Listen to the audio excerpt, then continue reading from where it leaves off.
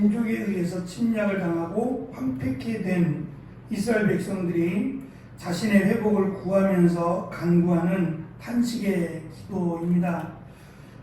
이 시편을 헬라어 성경으로 번역한 70인역이라고 하는 성경에서는 표제를 아수르에 관하여라고 붙이고 있습니다. 다시 말하면 아수르에 의해서 침략당하고 북이스라엘 10지파가 멸망을 당해서 그 10지파 북이스라엘이 예루살렘으로 도망쳐 왔을 때 불렀던 노래라고 추측을 합니다.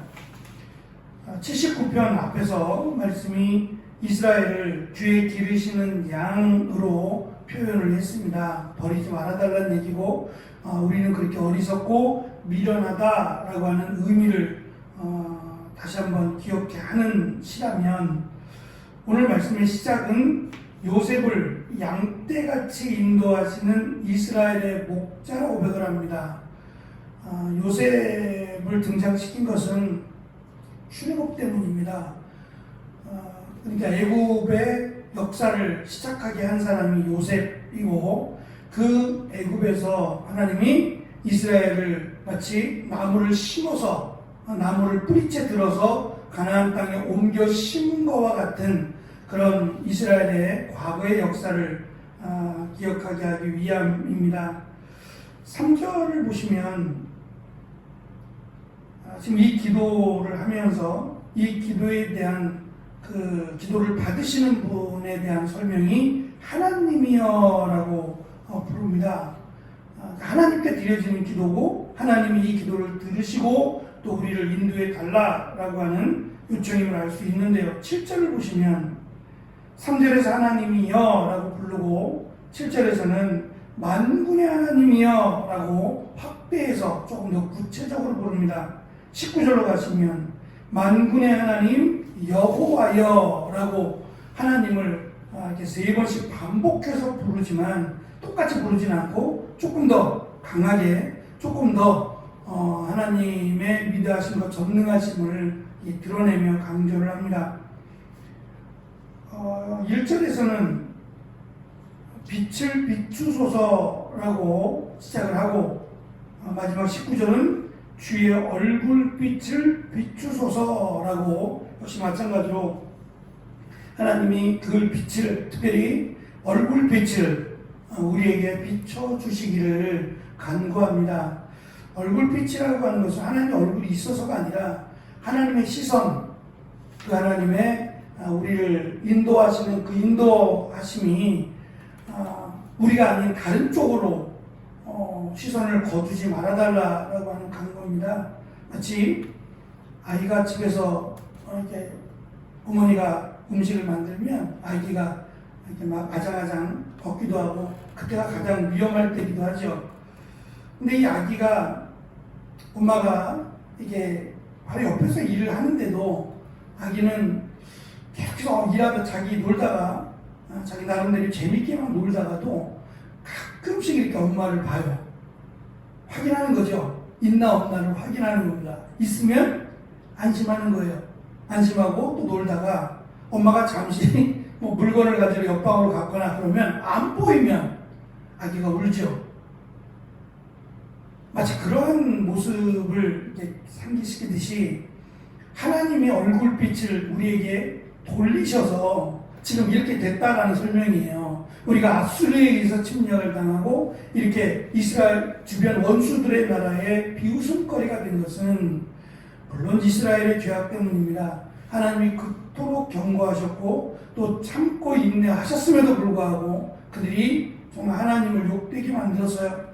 그것으로 인한 하나님이 완전히 멸망시킬 수도 있어요. 그런데 하나님이 멸망시키지 않고 그들에게도 기회를 주신 겁니다. 그런데 이제 그런 표현들을 이스라엘 백성들은 자신들의 잘못을 부인하자는 게 아닙니다. 시인하지만 시적인 표현으로 하나님이 그때 그 얼굴빛을 우리에게서 돌리셨기 때문에 우리가 이렇게 수치와 모욕을 또 멸망을 당했습니다 라고 하는 표현을 하고 있는 겁니다. 그래서 다시 하나님의 얼굴빛을 우리에게 돌리시면 우리가 이 아픔에서 이 어려움에서 이겨낼 수 있겠다라고 하는 고백을 하고 있는 겁니다. 1절에 보면 이스라엘의 목자이신 하나님께서 광야에서 이스라엘을 인도하신 때를 회상하고 그때처럼 다시 하나님의 은혜와 영광의 빛을 우리에게 비춰달라고 요청을 합니다. 4절부터 7절은 탄식입니다.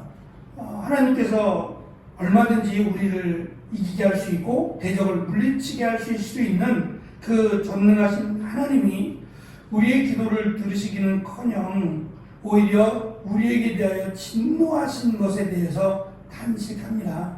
그래서 제가 말씀드린 것처럼 시편의 이런 기도들은 사실 우리도 마찬가지입니다만 뻔뻔스러운 기도예요.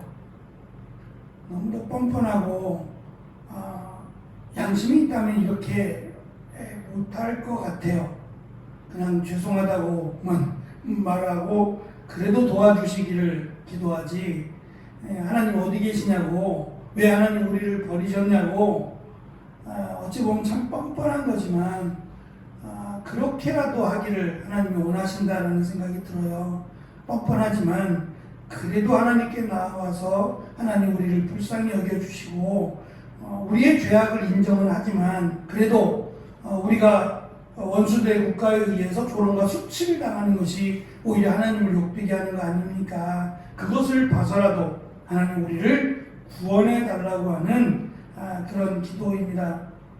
시인은 광야에서 하나님이 만나와 메추라기를 먹이시고 바위를 터뜨려서 물을 마시게 했던 그 하나님을 다시 한번 노래합니다. 그때 하나님이 우리를 사랑하신 것처럼 비록 하나님이 우리를 향해서 진노하시지만 그래도 하나님 우리를 버리지 않으신 것은 멸망시키지 않은 것은 그래도 우리를 사랑하심이 아닙니까? 하나님께서 다시 우리에게 은혜를 베풀어 달라라고 하는 노래를 하고 합니다. 8절에 보면 말씀드린 것처럼 애굽에서 가져다가 심은 나무를 이렇게 비유적으로 설명하면서 노래를 합니다. 애굽에서 이렇게 나무를 뽑아서 광야로 가지고 나갔다라는 얘기는 애굽에서부터 우리를 구원하셨다라고 하는 표현이고 열방을 쫓아내시고 우리를 가나안 땅으로 인도하셔서 그 가나안 땅에 우리를 심으셨다라고 설명을 합니다. 그래서 마치 이 나무의 주인은 나무가 저절로 자라는 건 아니죠. 나무를 애굽에서 뽑아다가 약속의 땅, 저가 꿀이 흐르는 땅에다가 심으시고 하나님이 물을 주셨다라고 하는 설명을 합니다. 그러면 결국 이 나무의 주인은 하나님이신데 이 나무가 말라 비틀어져 죽게 되면 하나님만 손해가 아니겠냐라는 말이에요. 사실은 책임은 나무에게 있는 건데 책임을 하나님께로 자꾸 돌리는 듯 느낌을 받아요.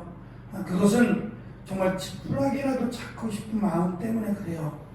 말씀드린 것처럼 참 자신들이 현실을 잘 모르네 라고 말할 수도 있겠지만 이들의 표현 방식이에요.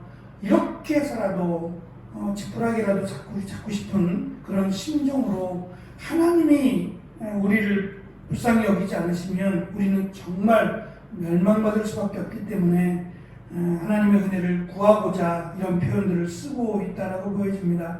시인은 어찌하여라고 하는 이런 탄식의 질문들을 던집니다.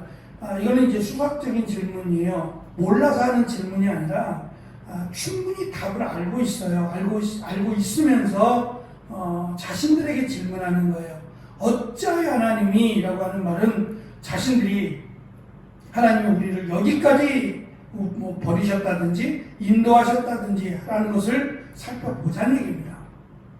왜 이러한 일이 일어났는지를 분명히 돌이켜보자 라고 하는 의미로 탄식하는 질문을 던집니다.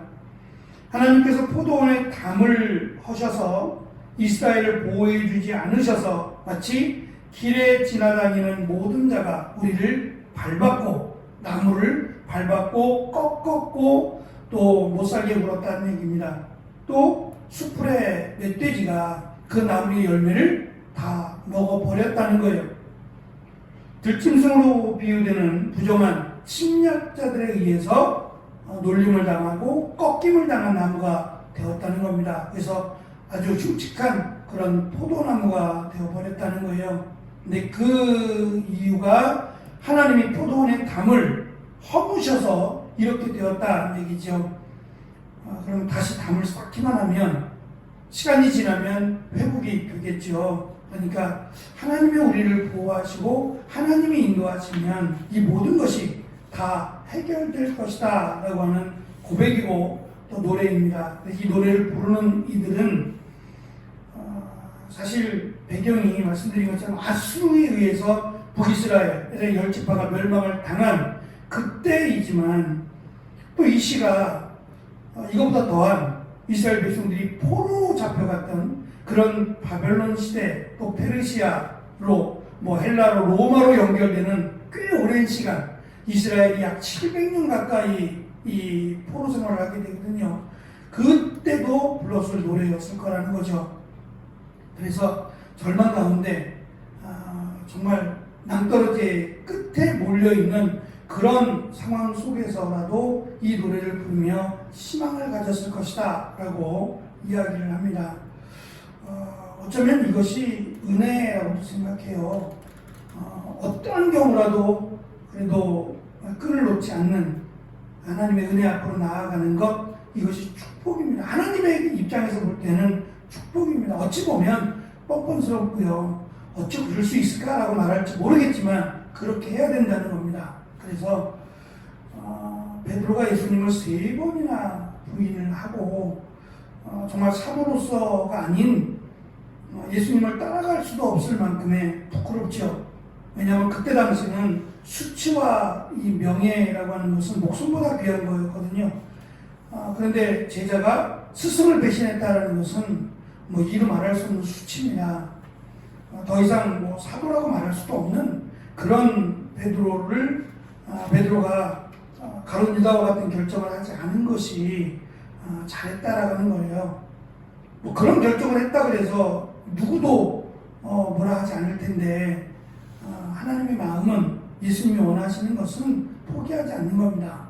포기하지 않고 은혜의 자리로 나와서 나를 불쌍히 여겨달라고 기도하는 것을 원하시는 거예요. 왜냐하면 흠이 없는 사람이 어디 있겠습니까? 차이가 있을 뿐이지 이 땅에서 자기의 능력이나 자기의 어떤 공로로 구원받을 사람은 아무도 없습니다.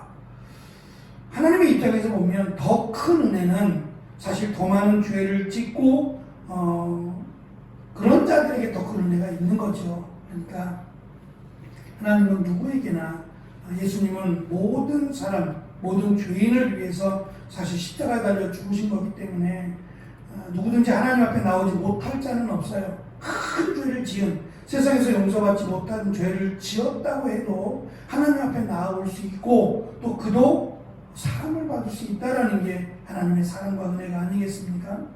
시인은 마지막으로 현재 이스라엘의 황폐케 된 상황을 하나님 앞에 탄식하면서 마무리합니다. 그것은 한 번의 기회를 더 달라는 거예요. 하나님 한 번만 더 기회를 주시면 이제 다시는 하나님을 배반하지 않고 하나님의 이름만 부르겠다라고 하는 고백입니다. 사실 우리가 할 수 있는 최선의 고백이죠. 하나님이 용서해 주시면 이제 다시는 하나님 곁을 떠나지 않겠습니다 라고 하는 고백과 함께 만군의 하나님 여호와를 부르며 회복과 구원을 간구하고 있습니다. 이스라엘의 아픈 역사가 오히려 하나님께로 가까이 나아가게 하는 기회가 되었을 것 같아요. 반복되는 이런 죄악 가운데 우리가 사사기의 그런 그 반복되는 모습을 본 것처럼 이스라엘의 역사 자체가 이 반복된 역사입니다. 지금도 마찬가지고요. 하지만 그럼에도 하나님의 은혜는 열려 있다라는 것을 우리는 기억했으면 좋겠어요. 그래서 언제든지 하나님 앞에 나아가 하나님의 은혜를 구하는 것, 그것이 우리가 해야 될 마땅한 기도다라는 생각을 가져봅니다. 하나님 앞에 나아가서 하나님이 우리를 인도해 주시고 또 하나님이 우리와 함께 해 주시기를 간구하며 또 그렇게 교회가 세워지고 성도들이 세워지는 귀한 은혜가 있기를 간절히 축원합니다. 기도하겠습니다.